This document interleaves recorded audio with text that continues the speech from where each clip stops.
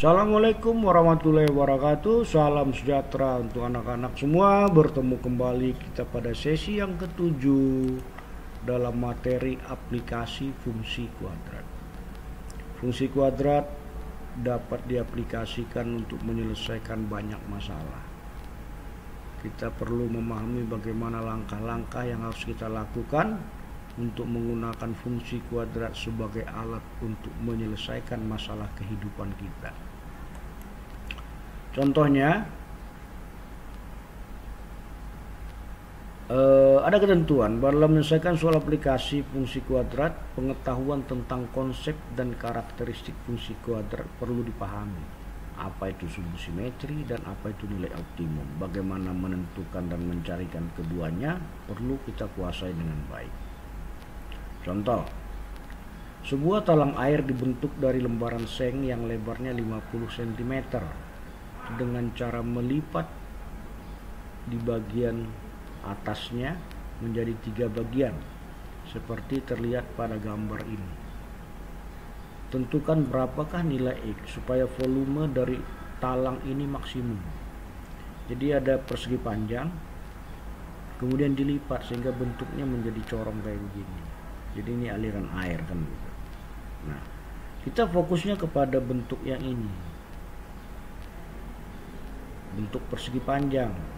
Bentuk persegi panjang itu panjangnya 50 kurang 2x, lebarnya adalah x. Nah, dari demikian maka kita peroleh panjangnya 50 kurang 2x dan lebarnya tadi x. Luas dari penampang tampak depan ini itu adalah panjang kali lebar karena bentuknya bentuk persegi panjang, sehingga fungsinya menjadi LP sama dengan 50 kurang 2x dikali x.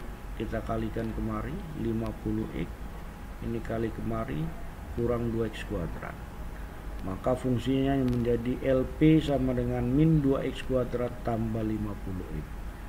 Untuk menghitung berapa nilai X, kita cari saja sumbu simetri. Sumbu simetrinya adalah min B per 2A. Atau min 50 per 2 kali min 2 hasilnya 12,5. Jadi nilai X itu 12,5. Jadi ini dilipat kemari 12,5, ini 12,5. 12,5 dengan 12,5, 25. Maka yang ini 25. Oke, bisa dipahami ya. Jadi persegi panjang tadi yang ukurannya panjangnya 50 itu tadi dilipat, ini ukuran 12,5, yang ini 12,5, yang ini ukuran 25. Oke, kita lihat contoh yang kedua. Sebuah mobil melaju dengan kecepatan konstan.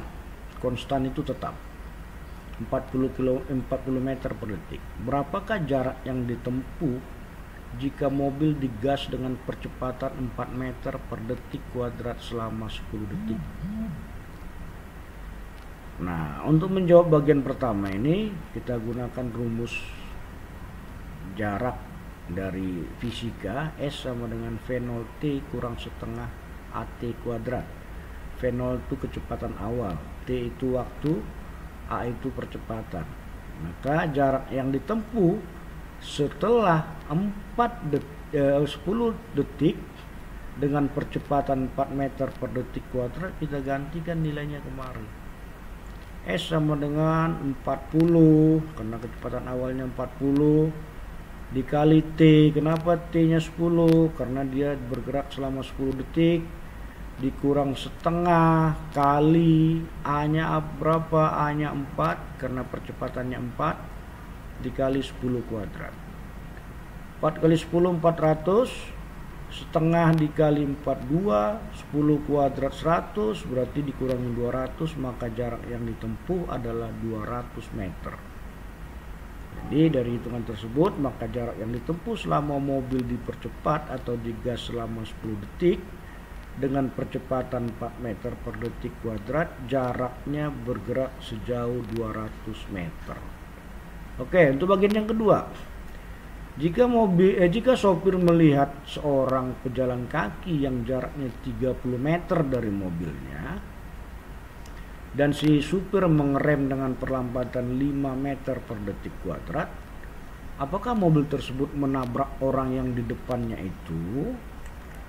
Oke. Jarak tempuh tadi ST sama dengan V0 T kurang setengah AT kuadrat. ST sama dengan V0 T dikurang setengah 5 kali T kuadrat. Oke. Ini A nya tadi 5 ya. Direm, ini maksudnya direm.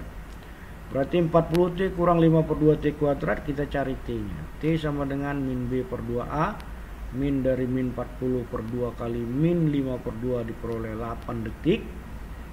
Maka jarak tempuh optimumnya sama dengan S8. S8 itu 40 kali 8 dikurang 5 per 2 kali 8 kuadrat, 160 meter. Jadi mobil ini akan berhenti di 160 meter setelah direm. Nah, kalau orang itu berada jaraknya 30 meter, maka dia pasti tertabrak. Ya, dia tertabrak. Kenapa? Karena mobilnya akan berhenti di jarak 160 meter setelah direm. Oke, demikianlah penerapan aplikasi matematika khususnya fungsi kuadrat untuk tingkat sekolah menengah pertama kelas 9. Demikian anak-anak semua, terima kasih dan saya sudahi. Assalamualaikum warahmatullahi wabarakatuh.